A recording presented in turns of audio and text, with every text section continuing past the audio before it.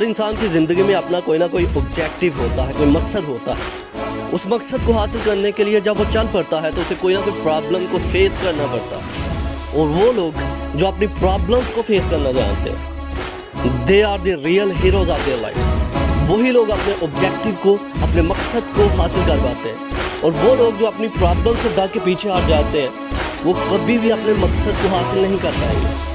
अब ये आप पर डिपेंड करता है कि आप अपने ऑब्जेक्टिव को हासिल करने के लिए प्रॉब्लम को फेस करते हो कि नहीं। आप अपनी मंजिल को हासिल करने के लिए प्रॉब्लम को फेस करते हो कि नहीं। It's depend on you.